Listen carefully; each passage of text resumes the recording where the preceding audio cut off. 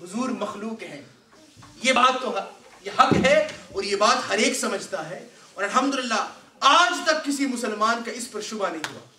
کسی مسلمان نے کیا کبھی کہا کہ حضور خدا ہے؟ جی، یا کسی نے کہا خدا کے بیٹے ہیں؟ بڑے بڑے یہ الزام لگائے جاتے ہیں اہل سنت پر، سنیوں پر، کہ جی یہ بریلوی ہیں، اور ہم تو باقاعدہ میں آپ کو عرض کروں ہم بریلوی نہیں ہیں. کیوں بھائی بڑھ صاحب؟ ہم سنی ہیں، اہل سنت والجماعت. جو کہتے ہیں ہم بریلوی غلط ہے، ہم بریلوی نہیں ہیں، ہم اہل سنت والجماعت ہیں. کیا بریلوی کے علاوہ کوئی مسلمان نہیں ہوتا، سنی نہیں ہوتا؟ بریلوی بھی سنی ہے، بریلوی بھی سنی ہے، ہم بھی سنی ہیں. فرق یہ ہے بریلوی ہندوستان کے لوگ ہیں، وہ بریلوی شریف کو جانتے ہیں، اپنے آپ کو بریلوی کہتے ہیں. مگر جو لوگ عرب سے ہیں، جو عرب کے سنی ہیں، میراج شریف جو مناتے ہیں، معراج شریف جو مناتے ہیں، حضور پر صلوات و سلام کہتے ہیں، حضور کی نعت پڑھتے ہیں، جو مراکو کے ہیں، عراق کے ہیں، افغانستان کے ہیں، سیریا کے ہیں، ایجپٹ کے ہیں، ٹونیزیا کے ہیں، موروکو کے ہیں، ساؤتھ افریقہ چلے جائیں، آسٹریلیا چلے جائیں، ساؤتھ امریکہ چلے جائیں، ازبیکستان چلے جائیں، تاجکستان چلے جائیں، بخارا چلے جائیں، وہاں تو کوئی بریلوی شریف کو نہیں جانتا. وہ کبھی اپنے آپ کو بریلوی نہیں کہتے. تو کیا آپ انہیں اہل سنت سے خارج کر دیں گے؟ جی، کیا انہیں خارج کر دیا جائے گا؟ بھئی انہیں خارج نہیں کیا جائے گا، اس لیے کہ وہ بھی سنی ہے. تو اپنے آپ کو بریلوی کہلانے میں آپ قید نہ کیا کریں اپنے آپ کو. بعض لوگ اپنے آپ قید کر دیں ہم بریلوی ہیں، ہم بس اعلیٰ حضرت امام احمد رضا خان بریلوی رحمۃ اللہ علیہ کو فالو کرنے والے ہیں. اعلیٰ حضرت ہمارے بھی امام ہیں، ہمارے امام ہیں اعلیٰ حضرت امام احمد رضا خان رحمۃ اللہ علیہ، ہمارے سروں کے تاج ہیں. مگر ہم اپنے آپ کو لمیٹڈ نہیں کرتے اعلیٰ حضرت تک. بھی اعلیٰ حضرت کے علاوہ امام شاہ ولی اللہ محدث دہلوی بھی ہمارے امام ہیں، پیر مہر علی شاہ بھی ہمارے امام ہیں، پیر جماعت علی شاہ وہ بھی ہمارے امام ہیں. اس کے علاوہ حضرت شاہ ولی اللہ سے پیچھے امام غزالی چلے جائیں، حضرت مولانا جلال الدین رومی چلے جائیں، حضرت امام اعظم ابو حنیفہ تک چلے جائیں، ہمارے سب امام ہیں. صرف ایک اعلیٰ حضرت تھوڑے ہمارے امام ہیں. یہ بات بعض ہمارے سنی دادان ہوتے ہیں، علم کم ہوتا ہے، اور پیچھے سے وہ گاؤں گرائیں سے آئے ہوتے ہیں، وہاں اماموں نے یہی سمجھا اعلیٰ حضرت نے جو کہہ دیا بس یہی سب کچھ ہے. اعلیٰ حضرت بہت بڑے امام ہیں، بہت بڑے امام. ہمارا اعلیٰ حضرت کے ساتھ کہیں عقیدے میں اختلاف نہیں ہے، عقیدے میں کوئی اختلاف نہیں. وہ بھی حضور کو حاضر و ناظر، ہم بھی حضور کو حاضر و ناظر مانتے ہیں، ہم ان کو فالو کرنے والے ہیں. مگر جب فقہ کا مسئلہ آ جائے، فقہ کا مسئلہ جورسپروڈنس یعنی فقہ سے مراد نماز کیسے ادا کرنی چاہیے، داڑھی کس طرح رکھنی، کتنی رکھنی چاہیے، یا حج پہ جائیں تو حج کے ارکان وغیرہ، فقہ اسے ڈسکس کرتا ہے. نکاح اور طلاق کے مسائل کو فقہ ڈسکس کرتا ہے. فقہ کے اندر یاد رکھیں اعلیٰ حضرت امام احمد رضا خان رحمۃ اللہ علیہ سے اختلاف کیا جا سکتا ہے.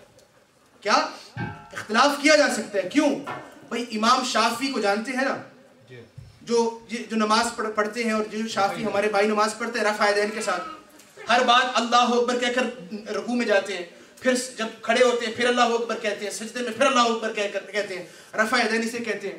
جب آمین کہتے ہیں تو آمین کے لاؤڈلی کہتے ہیں، آمین بالجہر کے قائل ہیں، والضالین کے بعد بلند آواز میں سب آمین کہتے ہیں.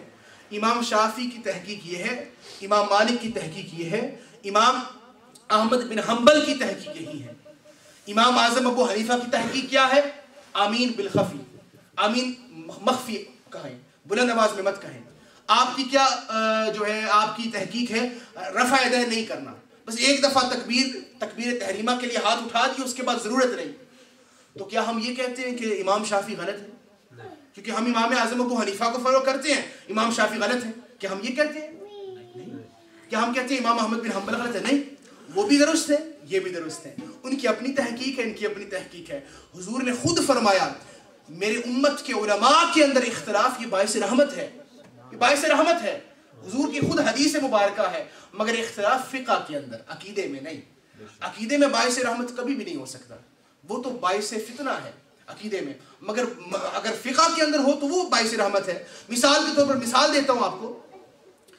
ہمارے ہاں امام اعظم ابو حنیفہ کے چونکہ ہم مقلد ہیں، اکثر ہندوستان کے لوگ، افغانستان کے لوگ، ایران کے لوگ، سیریا کے لوگ، یہ سب اکثر جو ہے نا یہ ہندوستان اور ازبیکستان بخارا کے یہ حنفی اسکول آف تھاٹ سے تعلق رکھتے ہیں. تو حنفی مذہب فقہ کے اندر یہ ہوتا ہے، مذہب ریلیجن کو نہیں کہتے، by the way school of thought کو کہتے ہیں، جورسپروڈنس کو. تو وہاں اس میں کیا ہوتا ہے کہ جب آپ کسی غیر محرم کو ہاتھ لگا دیں، چلتے چلتے ہاتھ لگ جائے، دکان میں ہے پیسے وہ دے رہی ہیں خاتون، آپ پیسے لے رہے ہیں اور آپ کا ہاتھ اس کے ہاتھ کو لگ جائے، تو احناف کے نزدیک آپ کا وضو نہیں ٹوٹتا. کیا وضو نہیں ٹوٹتا؟ آپ چلے جائیں باہر، کسی خاتون کو بغیر شہوت کے ہاتھ ویسے لگ گیا ہو، وضو نہیں ٹوٹتا. شوافے کے ہاں کیا ہے؟ حنابلہ کے ہاں، مالکی کے ہاں، ان کے ہاں یہ ہے کہ اگر بے شک بغیر شہوت ہی کیوں نہ ہو، یعنی بغیر غلط انٹینشن کے، ارادے کے کیوں نہ ہو، اگر ہاتھ چلتے چلتے بھی لگ گیا، پیسے لیتے ہوئے لگ گیا، بس ٹچ کر لیا، آپ کا وضو جاتا گیا، وضو آپ پھر کریں گے، یعنی وہ ان کا یہ ہے۔ اب کیا ہم کہتے ہیں کہ وہ غلط ہے، وہ بھی درست ہے، یہ بھی درست ہے۔ اب رحمت کیا ہوتی ہے؟ رحمت یہ ہوتی ہے کہ جب لوگ حج پہ جاتے ہیں، آپ گئے ہیں حج پر، آپ نے دیکھا لوگوں کو طواف کرتے ہوئے تو دیکھا ہوگا نا، بے شک حج پہ نہیں گئے اللہ سب کو لے جائے، عمرے پہ نہیں گئے اللہ تعالیٰ سب کو لے جائے، جو گئے اللہ پاک بار بار لے جائے، مگر طواف کے دوران خواتین بھی ہوتے ہیں، مرد بھی ہوتے ہیں، چلتے چلتے آپ کسی کا کندھا لگ رہا ہے، آپ کو پیٹھ لگ رہی ہے، آپ کا ہاتھ کہاں لگ رہا ہے پتہ ہی نہیں چلتا، اتنی دنیا چکی ہوتی ہے، لاکھوں کے قریب لوگ ہوتے ہیں۔ وہاں کیا ہے؟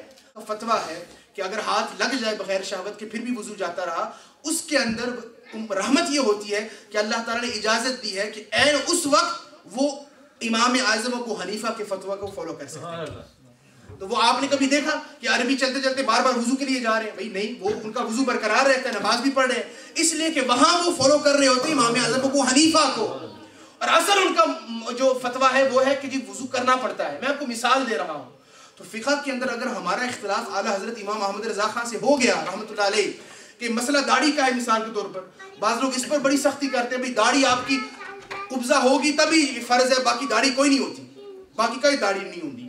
بعض لوگ یہ بھی کہتے ہیں یہ امام احمد رضا خان رحمۃ اللہ علیہ کا فتویٰ ہے، ہم تعظیم کرتے ہیں، ادب کرتے ہیں، مگر ہم باقی جتنے سارے باقی ائمہ ہیں ہم ان کے فتوے کو فالو کرتے ہیں، ہم حضرت امام اعظم کے فالو کرتے ہیں، ہم امام ابو یوسف کو، امام محمد کو، حتیٰ کہ امام جابر کو، امام غزالی، سب کے فتووں کو ہم فالو کرتے ہیں۔ ان کا فتویٰ کیا ہے؟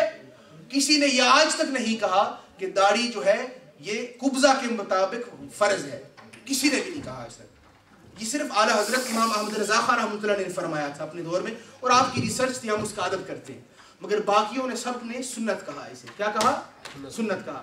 میں آپ کو بتا رہا ہوں کہ اسلام میں کتنی اوپن مائنڈنس ہے، یہ ملاؤں نے ہی دین کو اتنا تنگ کر دیا ہے، یہ مولویوں نے، جنہیں مولوی کنہیں کہتے ہیں؟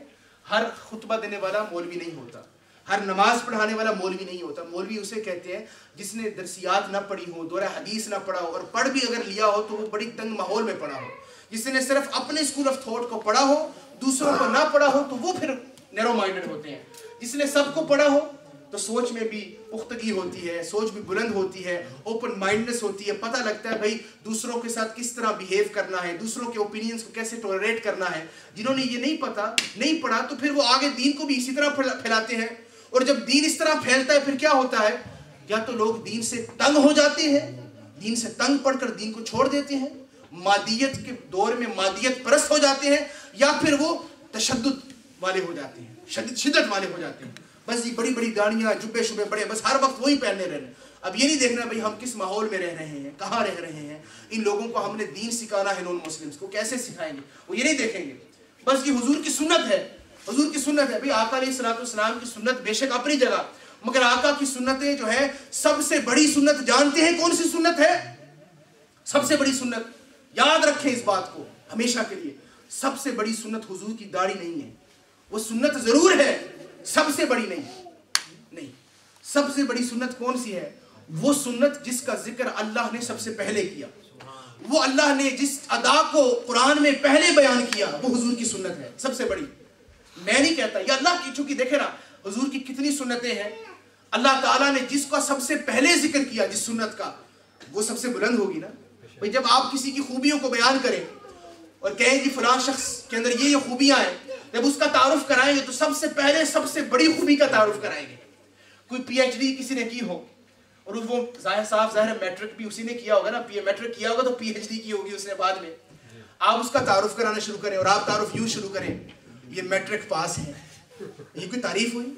یہ تو اس کا ستیہ ناش کر دیا آپ نے۔ تعریف تو یہ ہے کہ بھئی آپ سب سے اچھی جو خوبی اللہ نے دی ہے بھئی اس کا بیان کریں، آپ کہیں جی he is a doctor, he is a doctor of فلسفی، یہ بھئی پی ایچ ڈی ہے، اب یہ تعریف ہوتی ہے۔ جب آپ اس کا ذکر کریں گے تو یہ حفظ مراتب کے تحت ہے۔ اللہ تعالیٰ نے بھی جب حضور کی کسی ایک ادا کا ذکر کیا تو معلوم ہے کون سی ادا تھی؟ قرآن مجید پڑھیں،